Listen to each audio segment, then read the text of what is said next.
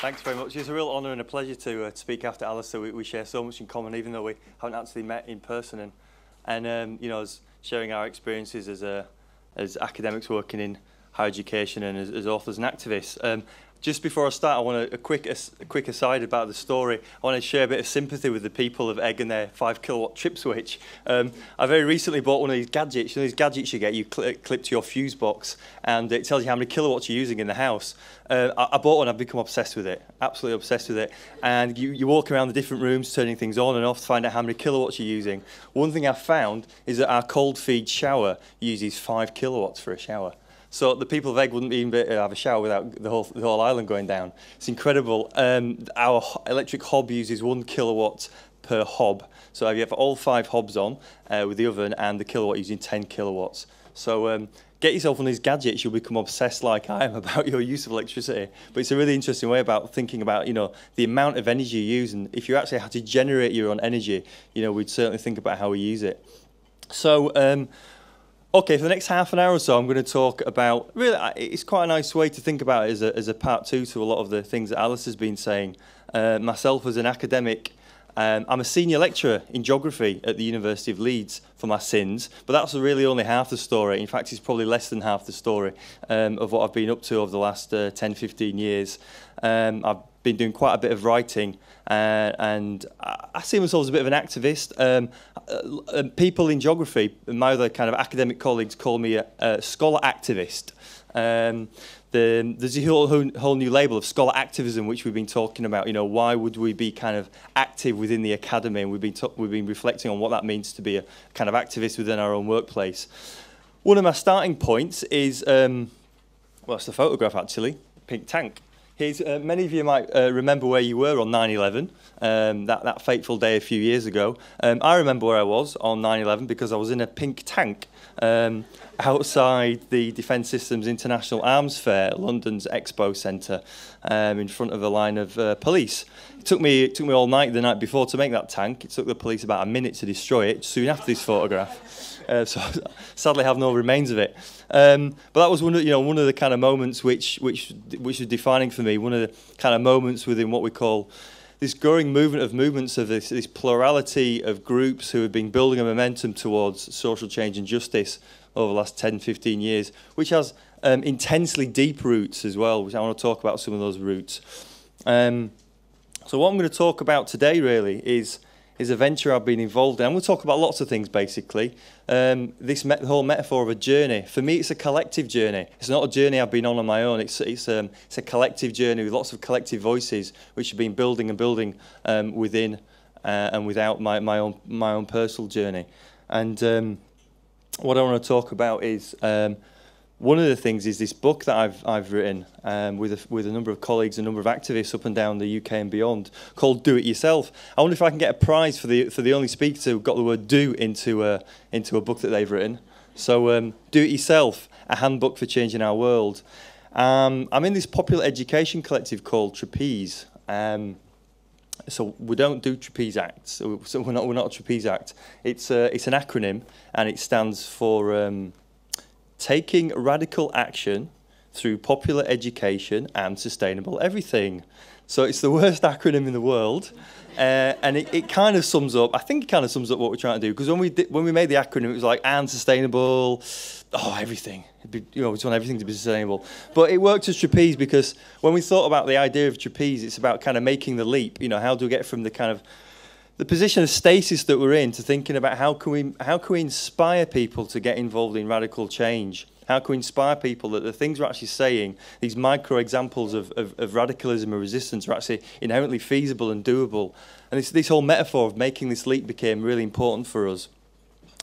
There should have been 3 things here, and I actually corrected this yesterday on this computer, and it still disappeared. So that means there's obviously either a member of the CIA or the MI5 in the audience that keeps coming to the computer and changing it, because it was there before. It said part book, part field guide, and then it said part spanner in the works, but it's gone again.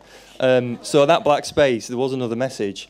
So it's part book. It's I've got some here, actually. I've brought a few copies. I'm going on a holiday after this in a camper van with Tash, and the camper van's parked at the top of the site. And I've got a whole box of books, and they don't fit in the camper van anymore. So I'm looking to sell them, or give them away, swap them for bread, or anything else that we've been making here, some nice beer or whatever, or Howie's jumpers. So this is the book anyway. It's kind of part book. It's certainly kind of the way we like to think about it with my colleagues in Trapeze, Kim and Alice, and myself. We formed the Trapeze Collective, Popular Education Collective. We see it as a bit of a field guide, and we like to see kind of like muddy copies knocking around with paw prints in it where people have been using it, because it's full of actually practical things you can do, and a lot of the things I'm going to be talking about over the next few minutes is practical examples from this book about how to get involved in this kind of stuff. So Trapeze N, we've got a website, and what we're trying to do is put lots of stuff on our website, downloadable workshops, that kind of stuff, templates for how you can do these things. So have a look at the website if you're interested in that. Just a little bit about Trapeze. We've been doing popular education workshops. We're kind of popular educators in essence, and we've been doing workshops since 2005. And the reason 2005 is important to us, it's when the G8 came to the UK, came to Scotland at the Glen Eagles Hotel. You know, the G8 nations get together annually to decide strategically on some of the big important issues affecting all of us. Essentially, a huge non-elected, unelected body which determines a lot of the big policies which determine our own futures and quality of lives. So we wanted to intervene in that process when the G8 kind of whole roadshow came into the UK by creating our own roadshow, our own popular education roadshow to educate people about some of the issues which were that year's summit, in particular climate change and debt, which were the two big ones on the agenda through the kind of Blair, Bono, Brown, Geldof quartet. So we went round the country did quite a lot of workshops. I think we did about 100 in all, and it was a bit of an exhausting time. We literally did workshops absolutely anywhere anybody would take us to talk about pretty much anything. So it was a really inspiring time. We did lots and lots of things. We developed a huge amount of activities around issues to get people involved in debate and action planning leading up to the G8. It's just a sample of some of the kind of stuff we did, doing kind of like spider diagrams, going through issues, doing kind of warm-ups and icebreakers with people. We've got this quite interesting chair game where you allocate chairs according to different kind of like variables and proportions in society, like inequality and debt. And there's all these kind of games are explained in our chapter in the book. And then we used to do, one of the good things we used to do is pub quizzes. We used to do a pub quiz after these events, because one of the key things is spending all day kind of like, going on about the cause of debt and climate change. It's pretty kind of full on for audiences. So one of the ways we try to really engage with people is through pub quizzes, and the pub quiz format really worked, and we've got ideas in the book about kind of how you can create those kind of like quizzes. But it's a really good way to, if you've got a kind of a big venue and you want to engage with people at a completely different, rather drunken level afterwards on some of the same issues. It's a really great format. So let me just talk about some of the inspirations, and really for me there's kind of three inspirations I want to talk about in my life which led up to doing this book, and they're all kind of central voices which are present within this kind of within this popular education enterprise. And I'll talk a little bit more about what popular education is in a short while, and why that's different to some kind of like more conventional ways we educate. And that's really important for me as an educator within higher education, how the style is as important as the content in terms of what we're teaching. So inspirations then. My first inspiration, well, amongst many, was the Ejército Zapatista de Liberación Nacional, the EZLN. Hands up who's heard of the Zapatistas. I can't actually see anyone, so it's pretty pointless asking that. I can now. Yeah, okay, so a fair few people have heard of the Zaps. So it's one of the most kind of inspirational movements which has really affected a lot of us working within what we call a kind of movement of movements. It's essentially a peasant-based radical autonomous movement in the south of Mexico, where Tash and myself went to live for a couple of years in the early 2000s. We've got a solidarity group called Kiptik, and Kiptik means strength in the local language Zeltal, which is one of the main languages spoken in the Zapatista zones. So the Zapatista world is basically a little corner of Mexico, and what happened in '94, there was an uprising. Now, this uprising has got quite long roots, going back to 500 years of colonial oppression. The Mayan groups, essentially, who were living in a kind of semi-feudal economy down in that southwest corner of Mexico, really, that was the origins of their uprising.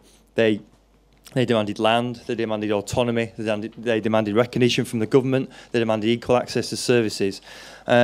So in '94, building on a long history of struggle and organising, dating back to '84 when the EZLN was formed in the Lacandon jungle, going back again to '68 when a lot of the Mexicans were radicalised, especially through the shootings just before the Mexican Olympics in May '68, came this uprising, and they chose January the 1st, 1994 to rise up. The reason they chose January '94 was because that was the signing of NAFTA, the North American Free Trade Agreement, and that was the death knell, as they saw it, for a lot of subsistence indigenous farmers throughout Latin America, where the huge giant of the US would come to dominate the junior partners in the agreement, Mexico, and to a certain extent Canada. This was the last straw for a lot of these subsistence farmers, and they had to respond. So the response was an uprising where they took 6 major towns throughout Chiapas.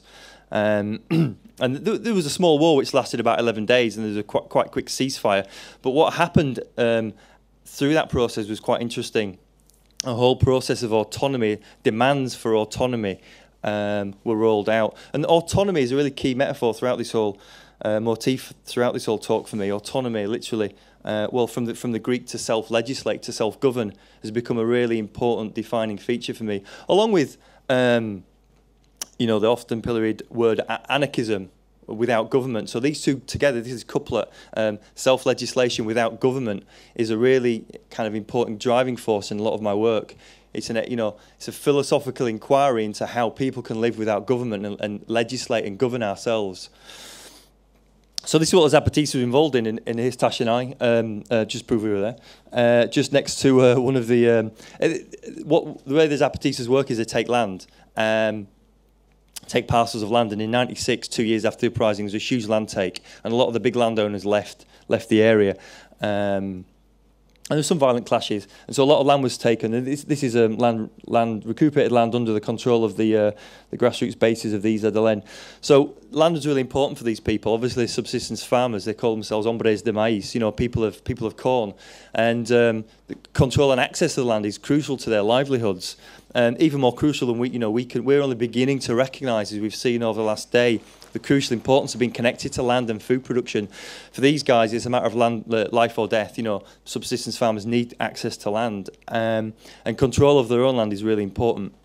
So over the last 14 years, what they've been doing is building autonomous infrastructures of health, education, production, and we went down there to help them with the water aspects. So our group, Kiptik, helps them develop water systems, gravity flow water systems, in fact, which we've been building down there for about 10 years.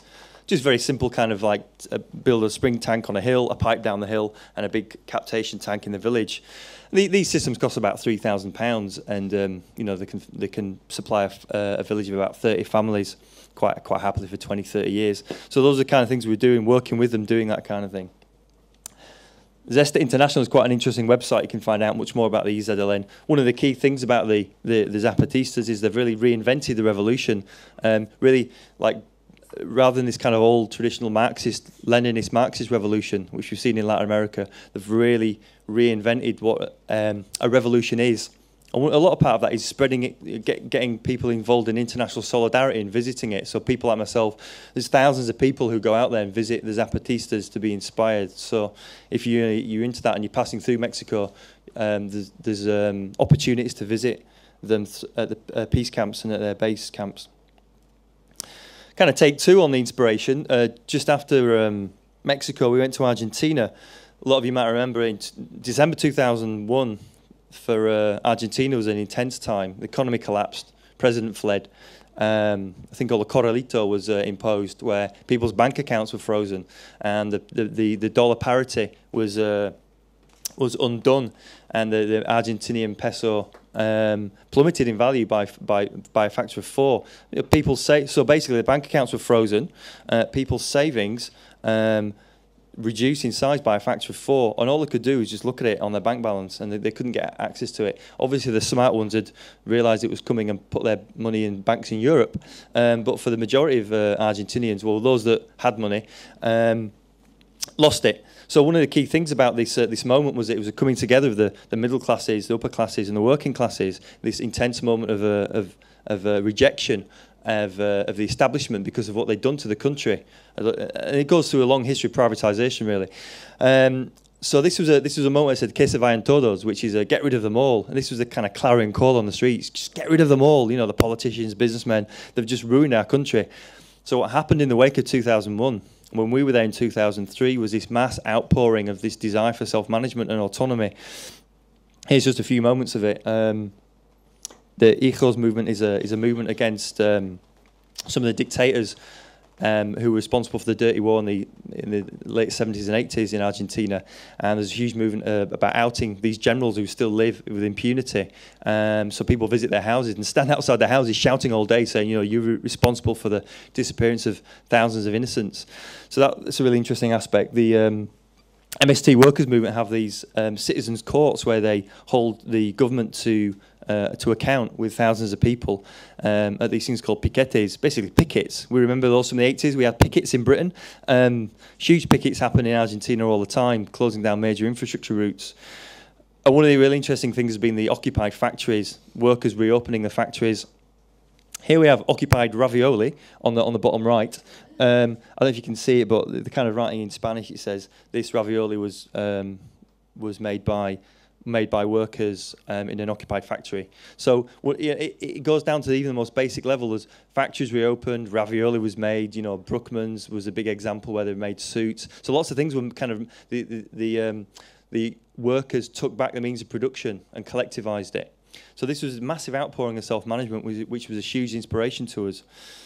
Coming back into the UK was a bit of a downer. Obviously, came back about late 2003.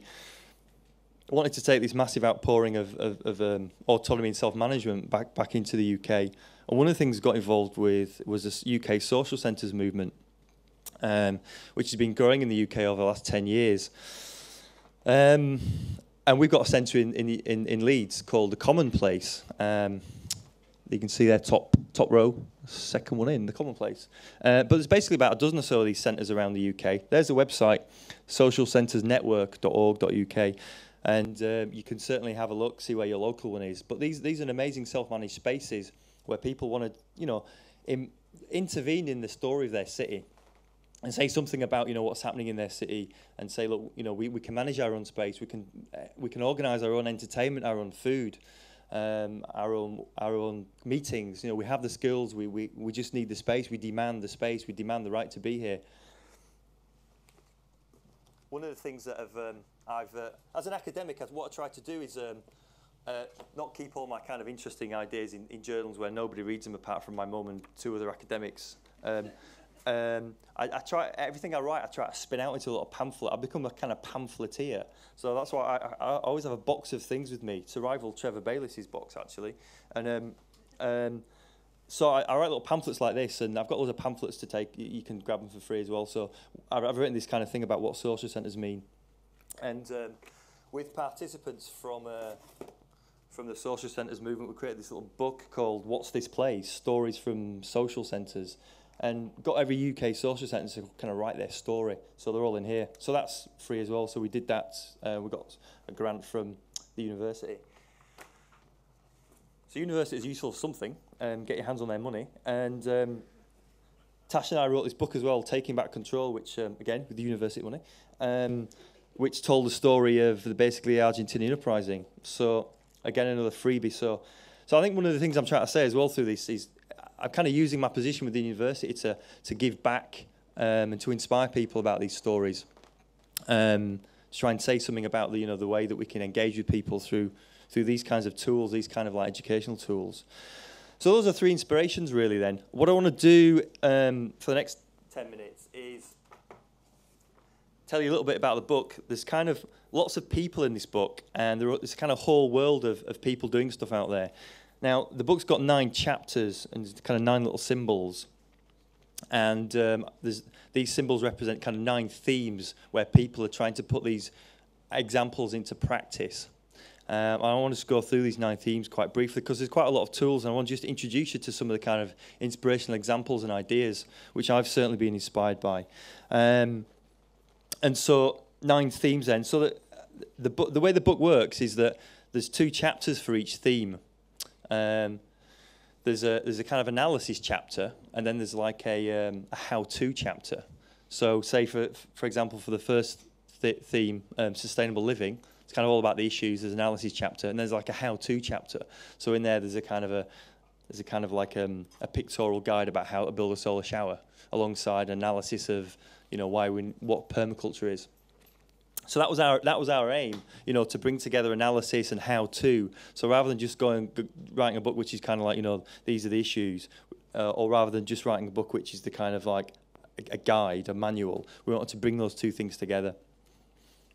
So the first theme, sustainable living, many of you might know about permaculture. The guy that wrote this chapter, Andy Goldring, he's the coordinator of the Permaculture Association in the UK. Very inspirational man, and permaculture is a fascinating kind of approach, really. Design toolkit, approach, philosophy, lots of things at the same time, based around this idea of earth care, fair share, and people care. It's this kind of threefold, has this kind of threefold approach to what it does. And they have this thing called the permaculture flower. It's got lots of different aspects to it, so it's a bit of an extension of the classic sustainable development stool, with economy, society, and environment. And so we all have to hold lots of things in balance, everything from land stewardship to the built environment to technology, culture. So we have to think about lots of things at the same time and hold these in balance and look at how what we're doing is part of an integrated, holistic framework. One of the examples, compost toilets, for example, is quite a good example of permaculture at work. These are actually compost toilets which we built in Mexico in the Zapatista communities. They'd set up autonomous schools because mainly the Zapatista kids didn't want to go to the local schools. Well, on one level they couldn't because there weren't places for them, but on another level they experienced intense racism, mainly because they didn't teach in their indigenous Mayan languages, Toclobal, Zeltal and Zotzil, and they spoke in Spanish. And so the autonomous schools were a product of that desire to educate themselves through a revolutionary process. And obviously, you need toilets in school. So one of the big things was like we built toilets for the kids. So these are like really simple 2-chamber compost toilets. And you can see on the left there's a separator for the wee as well, and the wee got put on the diluted down and put on the field. So a wonderful kind of example of the kids learning about kind of how to reuse their poo. Because the poo went straight onto the fields, well not straight on, but after a period of time, which is part of their kind of whole approach to agriculture. So that's sustainable living chapter. Decision making is the second one. Decision making is quite an interesting one because it's an often overlooked aspect of the toolkit for change that we have, and basically. A collective called Seeds for Change helped us write this chapter. They do workshops on decision-making, on consensus, essentially direct democracy. And remember, the kind of task at hand here is to kind of look at what is direct democracy. Certainly we live in a representative democracy. And there's some very severe shortcomings of that. In Leeds, for example, we have, I can vote for a councillor. But that councillor represents 15,000 people, So the level of representation that we should get is actually very poor. How do we get more direct forms of representation? And we need to learn skills to do that. We need to retool ourselves. One of the ways we can do that, consensus decision making is a set of techniques which have been used for a long time within movements. The peace movement and the anti-war movement, especially, been using this for a long time. The feminist movement, lots of hand signals that get used in consensus decision making. Here's just a few from the book. So it's quite interesting to just have a quick look at them actually. Well, the one on the left's quite an easy one. If you want to ask a question, you tend to put your hand up. But there's all sorts of interesting ones which people use in consensus decision making situations. The old T is a technical point.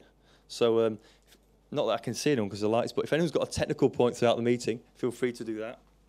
And I'll sure respond to it. Anyone got a technical point? And the other one is the other quite interesting one we often use in meetings is it comes from the deaf community. It's if you go to meet everyone's doing that, it's not because everyone's gone a bit mad. It's because they're using the kind of this hand waving, handshaking, silent hand clapping as it's called. Which is quite a useful one, rather than everyone putting their hand up saying, yes, I actually quite agree with your point, it's very good. And someone, yes, I kind of agree with that, it's really great. So if someone says, look, let's, what consensus is about is generally working through a proposal. And there's set techniques for kind of developing a proposal and testing for consensus on it and looking for ways to improve that proposal, to amend it. And when you get to the end of it, you can say, look, I want to test for consensus. So if you said, okay, so should we all have some tea and cakes after this? That's my proposal.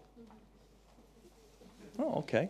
Sounds like that's a very good proposal. We tested for consensus. Looks like a good one. Okay, so that proposal is accepted by the group. Well done. And there we are discussing it. So that's so one of the ways that this kind of stuff's used is in large group meetings. One of the techniques as well is basically large spokes councils where you can make decisions in large groups, and there's ways to look at how we make decisions in large groups because it's very challenging, as opposed to making consensus decisions with groups of about 20. If you scale it up to about 200, which you have to often do in large meetings, there's ways to do that, and we outline that as well. Health is an interesting one. Health is an inherently political issue. How we manage our own health, how we interact with each other in our health is really important. One of our friends and colleagues who wrote the health chapter is currently actually she's just gone out to New Orleans, Bex, to work with the Common Ground Health Clinic in one of the poor neighborhoods of New Orleans, Algiers, where just after Hurricane Katrina, Common Ground was set up. There was dozens of types of health professionals came along to attend to the health of about 7,000 patients in the first few weeks after Katrina. It was a really amazing moment where people self-managed a health infrastructure to respond to that huge gap which was left by the US government. And again, the bottom left one from the Zapatista communities, Viva el Salud Autónomo, which actually be Viva la Salud Autónoma, but which is this autonomous health clinic in the mountains of Mexico, set up by the Zapatistas. So that's the kind of little health clinic where health promoters are being trained to look after the health in their own communities. So it's one of the kind of things we take for granted because obviously we have this huge welfare state, the NHS, but we have to understand the kind of gaps which are opened up as the welfare state begins to crumble. How do we actually look after our health and respond to our health as an intensely political issue, especially in this era of corporatization and corporations making huge inroads into our health.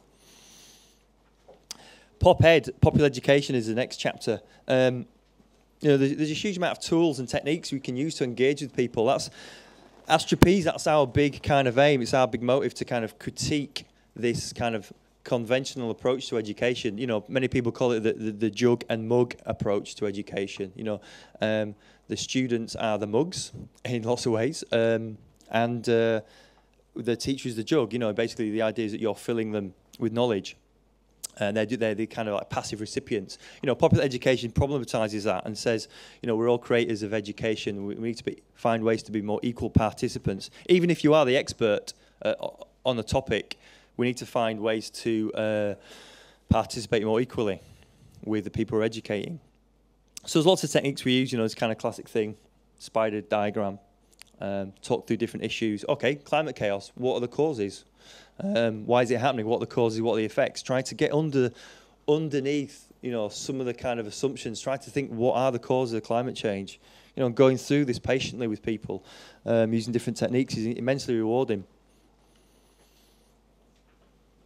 Food is a next chapter. Interesting, food obviously is one of the key things in our lives. More and more people are talking about how we manage our own food. One of the things we've got, again, corporate control becomes a huge issue in terms of food. One of the big things, one of the inspiring things that many of us can relate to: community gardens, community allotments. Here's a design for a community allotment we've got in the book, and Argentina, 2003. This is one of the many, many community gardens we visited in Buenos Aires, which had been emerging in vacant lots because of the unravelling of the infrastructure which happened after 2001, after the economy collapsed. So we all know little derelict spaces where we could go and do this kind of stuff in our own communities, and one of the most inspiring things we can do, it has immediate effect. Within a season we can transform us and our relationship to our city and each other. Cultural activism is one of the livelier chapters in the book. It's full of examples. We talked, many cultural activists kind of talked to us and did workshops with us. This is one of the things that really inspires people. How do we kind of intervene using culture? It's this détournement, the kind of like situationist approach. How do we use culture to attack culture? How do we turn it back on itself? Here's a few examples. European Social Forum 2004. There's a guy called a vacuum cleaner. He's a very interesting guy. He does lots of things, but during the European Social Forum in London, he led people doing praying for products, and this is in Selfridges, literally taking all your mates into a shopping centre and praying to the high church of consumerism. So you can sit down and gather around your favourite Gucci handbag or Versace jeans or whatever, and just start praying. Get down on your knees and start praying, and that's what he did. With dozens of people around Selfridges, and this became a real meme, a real thing that started to travel, and people have been doing it up and down big department stores. We did it in Leeds, 2006. Great fun. We got chucked out within about 30 seconds from Harvey Nichols. But it's great fun, really, and he's constantly kind of innovating new kind of it's basically urban pranking, and urban pranking is a real inspirational tool to get people involved in kind of thinking about challenging the norm around them.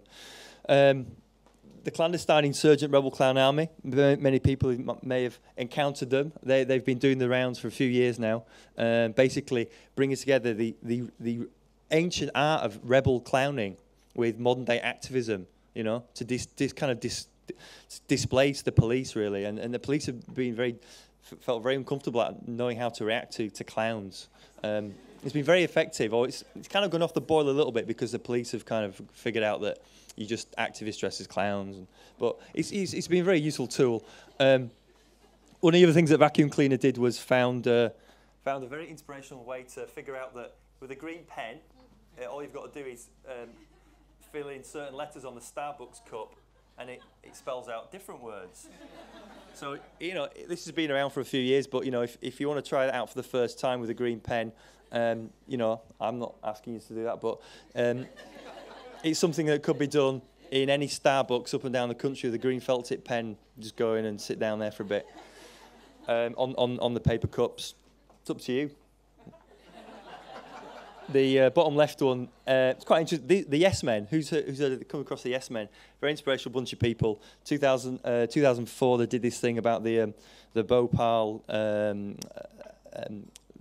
recompense of he pretended to be this guy called Jude Finisterra, who was from Dow Jones Chemicals, and remember 1984, the Bhopal disaster in India, and basically he said that they were going to take full responsibility and pay I think something like 20 billion pounds of compensation to the people of India. And he did this just through a series of press releases and looking very smart, and setting up websites and contacting the right people. Got himself on BBC World News, and he said this, and everyone believed him. The interesting thing is that the Dow Jones shares, share value plummeted by 2 billion that day. So these very simple cultural acts can have a massive impact.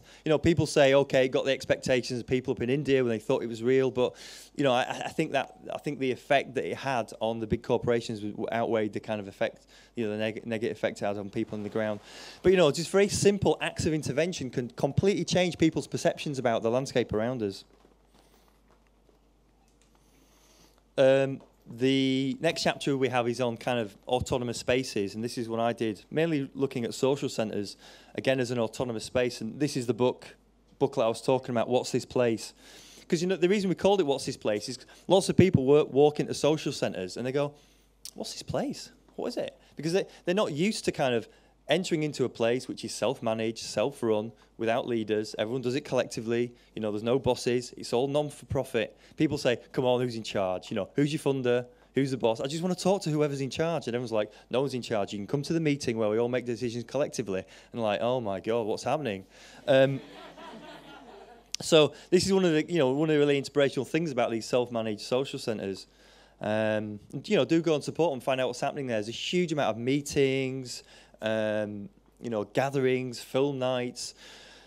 Our place in Leeds is currently going through a bit of a bumpy relationship with the council. They've just withdrawn our licence. I think for lots of reasons. One of the reasons is we showed a film called On the Verge. It was a film about the Smash Edo campaign, which showed the police in a fairly negative light, and they didn't like anyone showing the film in Britain. So they wanted the film to get certificated, and they made us give them a copy, and they all watched it, and we had to go to a hearing to the magistrate to get a certification for the film, and the magistrate's panel were like, what rating do you think it should have? I said, well, I think it should be a U or a 12. And it's like, well, it's a bit like Panorama, so we're going to give it a 15. But it was a really interesting documentary. I urge you all to watch it. It's basically about these activists in Brighton who set a campaign against an arms manufacturer, Edo, and the injunction that police took out against them and the intimidation they've had by the police. So it got shown around the country. It's a fantastic film. And this is one of the kind of things that social centres do, the venues for these kind of like glimpses into this movement about how to get involved in radical politics. Leeds Whole Food Co-op is in the centre for the Autonomous Centre for Edinburgh. That's one in London, the Camberwell Squatted Centre, on top left. Coming towards the end, the media one is quite interesting. There's lots of ways to kind of create autonomous media. One of the ways that you might know is through the kind of the IMC sites, the indie media sites. And if you haven't had a look on indie media, do have a look. It was set up in '99 basically by groups of activists around the world who wanted to report news directly from the streets. During the big demonstrations in Seattle, a lot of activists were saying, look, the corporate media are never going to report what's happening in this movement, so we need to set up our own news channel. And so indie media, indiemedia.org.uk, and there's loads of regional ones in the UK, the collectives that run the regional ones. I help run the Leeds Bradford one, although there's not a huge amount of people in the collective anymore.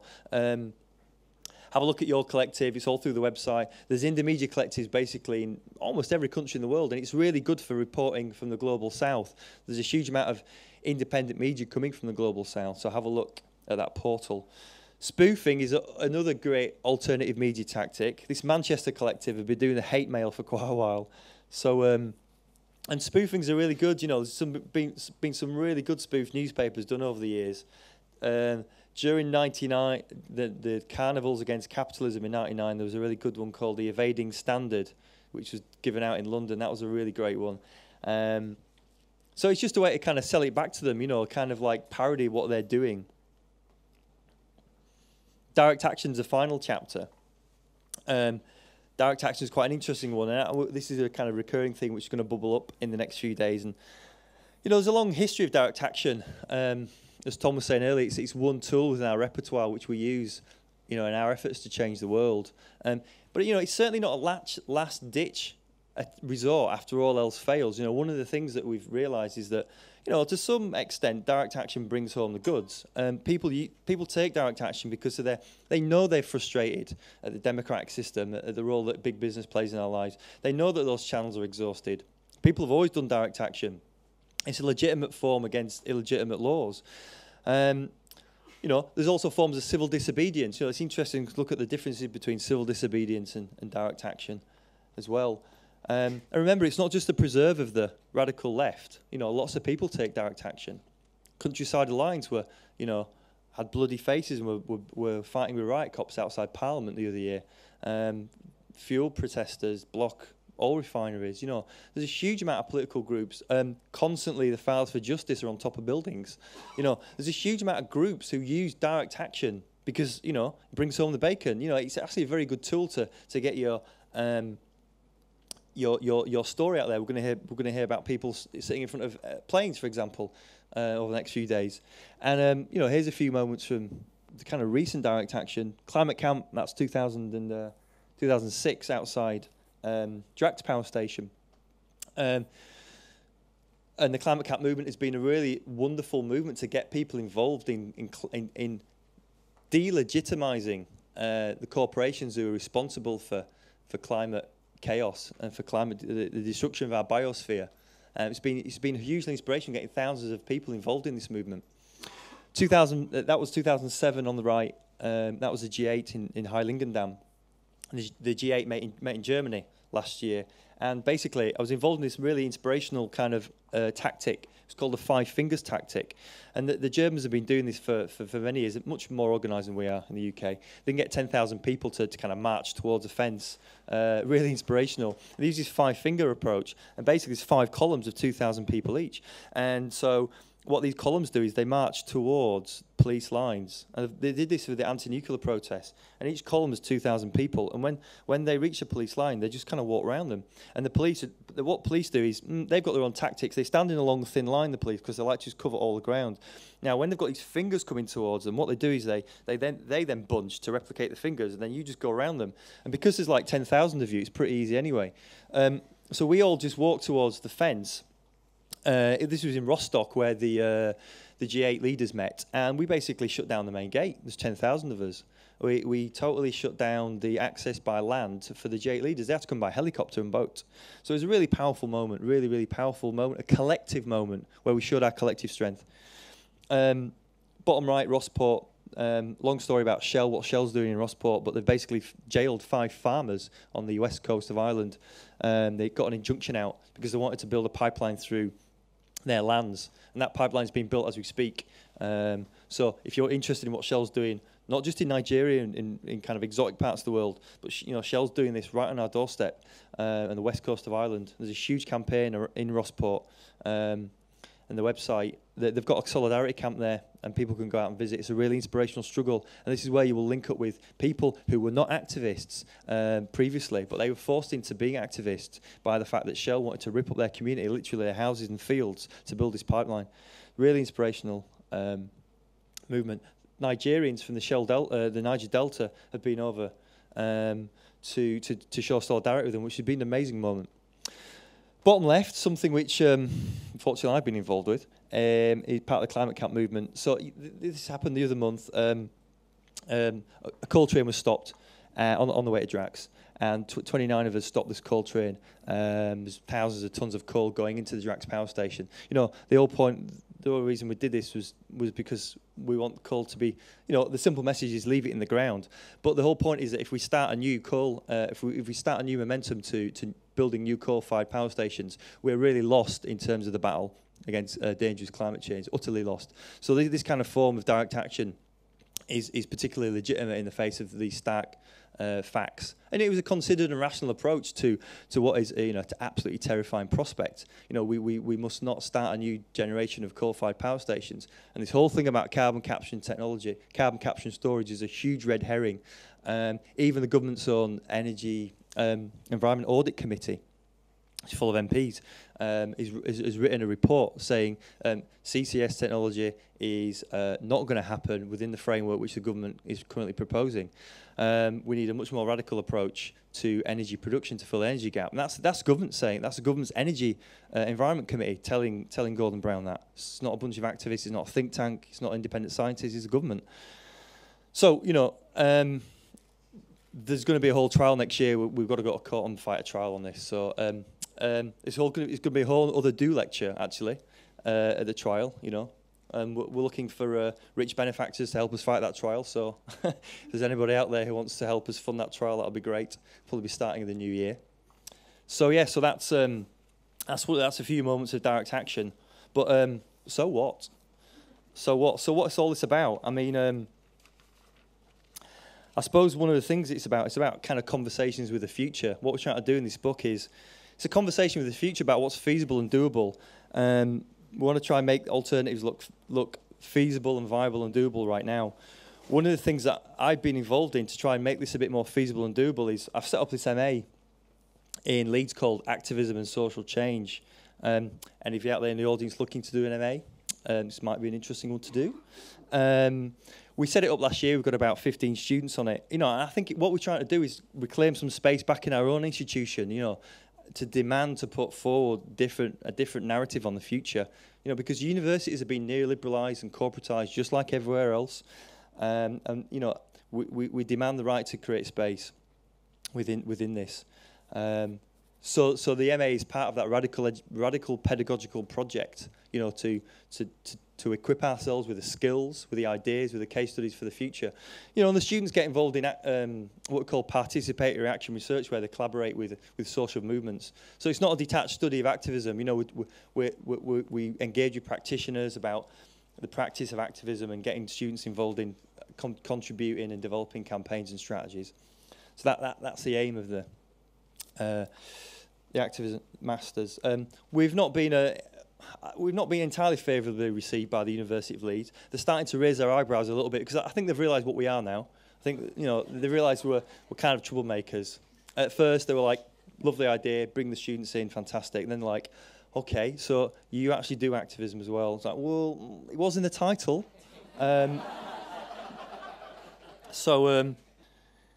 Oh, and that's a kind of inspirational example. I'm involved in this thing in Leeds called Leeds Ecovillage. We're hoping to build 20 cooperatively owned affordable homes to the highest ecological standards. You know, the Isle of Egg story is really inspirational to us. The community land trust movement has been really inspirational to us. You know, and the community land trust movement is really getting going in England because it just got a legal definition through the 2008 Housing Act, which has just passed Parliament. So we've now got a legal definition of a community land trust in England. Not as good as a Scottish one, but what we want to do is put land into collective ownership and, you know, live sustainably. We're talking at Leeds City Council about getting some land for that. They're not that keen, but it's because they're working in a different mindset. But, you know, we're committed to kind of putting this into practice, you know, through refurb or new build or whatever. So we just got to do it. We've got to do all this stuff in our workplaces, in our home lives, in our activism, in our engagement with people. We've just got to do everything. We've got to do it all on lots of different fronts. We've got the tools, we've got the skills out there. We really can do it. Millions of micro examples of inspiration. So there you go.